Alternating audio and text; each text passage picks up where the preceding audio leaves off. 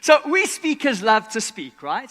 I mean, we see free speech not so much as a right, but more as a continual obligation. Right? And I should know. I've been a speaker for 17 years, 43 if you count all those years. I never got paid for it. What exploitation. And we particularly like to talk about revolutionary innovation, right? We talk about Uber, the biggest taxi company that owns no cars, and Airbnb, the biggest accommodation company that owns no property, Facebook, the biggest marketing company that produces no content. But how innovative are we? They say the best speeches are like a woman's skirt, long enough to cover the basics, short enough to still be interesting. But what if there was no skirt? It's just a metaphor, guys. Is it possible for a speaker to be even better without a speech? I mean, if Uber is more successful because it crowdsources all those cars, could a speech be better if it crowdsourced its content? Well, that's what I want to figure out today. Now, just like Facebook, I'm going to provide an interface to share that content, and it works like this. Quite simply, it is the ABC to extract the deep wisdom that I know is simmering right now in this room. I'm going to ask you to come up with your ABC. A is for action.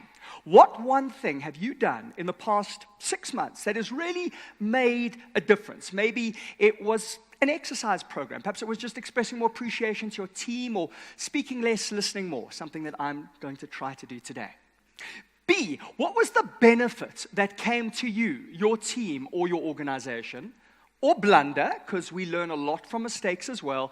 And finally, based on that experience, and this is key, this is not about knowledge, this is about wisdom, and wisdom is based on experience. Based on what you did, what would be your call to action to everyone else?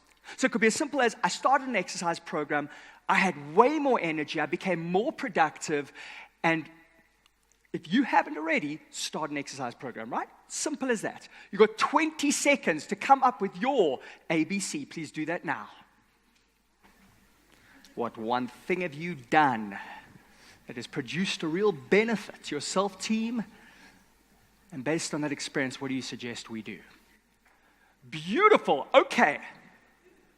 Yeah, this is 5 minutes. So, I'm going to ask you to stand up, please. So stand up for me if you would. So, the purpose of a speech is to facilitate learning. How much learning gets done when we sit still and keep quiet? That sounds to me like school or prison. So for learning, we want to get the blood circulating. We want to get the oxygen pumped. Socrates said, the best way to learn is to teach. So I'm going to ask you to turn to the person next to you. You have 15 seconds to share your wisdom, your ABC, and they then have 15 seconds to share theirs with you. Go!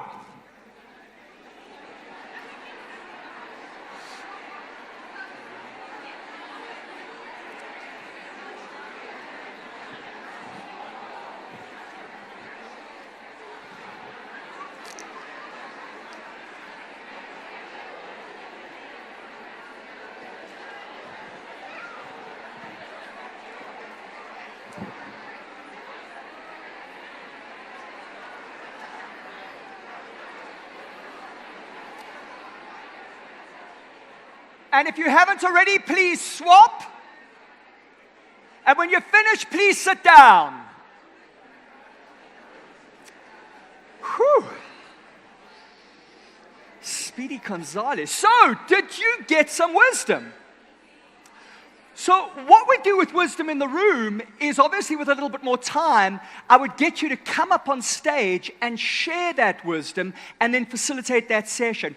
Here's the thing about your ABC. You can apply it to anything.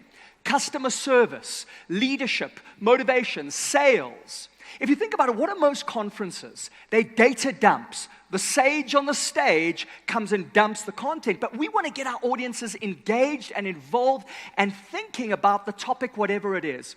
And so with the wisdom in the room, you can just do just that. Isaac Newton said, if I have seen further, it is because I've stood on the shoulders of giants. Well, I believe that we are all giants in some point in our lives. And what we've done today is stood on one another's shoulders. But remember this, knowledge comes from learning. Wisdom comes from living. So may you go out there, live your learning, be wise, and share it with the room. Thank you.